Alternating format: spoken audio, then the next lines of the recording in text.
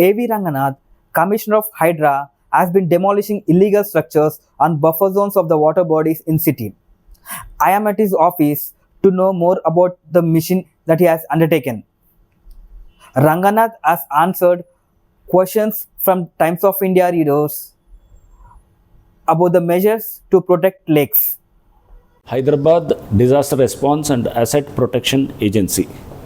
This is formed with an executive order, that is a GO was issued on 19th of July, and I was appointed as Commissioner of HYDRAA on 20th of July. Now the mandate given to HYDRAA is to take care of the asset protection. Asset protection in the sense that all public assets like lakes, nalas, parks and government lands and open spaces in layouts. So this will be the assets which I have to, as HYDRAA chief, we have to take care. Now these assets, apart from taking care of such assets, the other important duty entrusted to HYDRAA is disaster response. Now, disaster response is also interlinked to asset protection in the sense that if there's a rampant lake encroachment or nalas encroachment, then naturally that gets reflected or that gets manifested in the way of a disaster.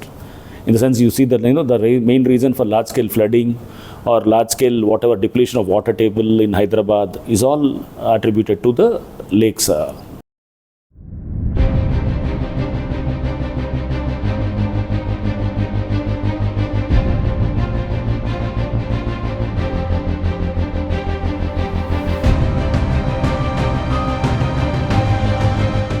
Almost about more than 600 lakes in up to Outer Ring Road in Hyderabad. In GHMC limits alone, we have about 185 lakes, and we find that as per the NRSC data, more than 60 to 80% of the lakes are encroached. Now we are trying to retrieve or we are trying to address this lakes issue in three phases. The number one is first the encroachment should stop. And to stop the encroachments, we have to be very, very harsh with any upcoming illegal constructions in the FTL or in the buffer zone. Now, once the encroachments, the new constructions are stopped, then naturally you will be limiting the whatever encroachments have been done till now to the lakes. The second step would be you have to recover or retrieve the whatever encroachments that have been already done, and in these encroachments also you have two types of encroachment: unauthorized constructions and authorized constructions. So we have to try to get back or reclaim the reclamation. So we have to get back the land that has been encroached upon by by these unauthorized constructions or by the authorized constructions too.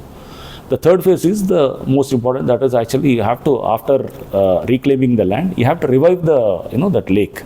Revival in the sense that you have to see that whatever that lakes, silting, desilting, and even the nalas also, where there is an interconnectivity between each lake to another lake. That interconnectivity is one of the very important feature of the lakes in Telangana.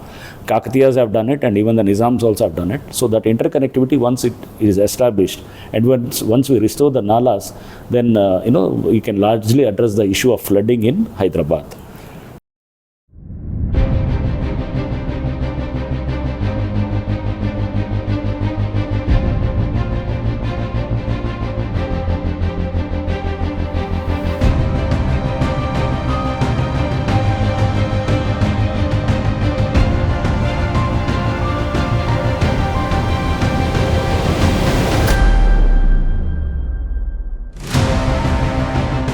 So we have lots of traffic encroachments on the roads, and which has resulted in severe bottlenecks and traffic congestions in various places.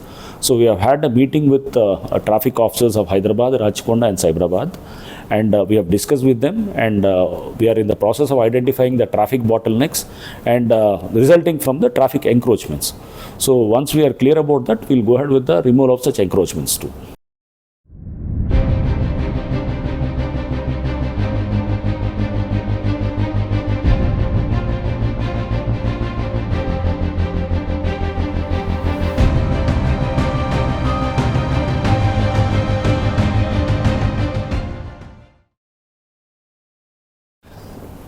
So now even the fire department NOCs, which earlier EVDM has been issuing, is now entrusted to HYDRAA. Up to ORR will be issuing the NOCs up to 15 meters in respect of the commercial buildings and 18 meters in respect of the non-high-rise buildings. This is for the non-high-rise, 18 meters for residential buildings and 15 meters for the commercial buildings.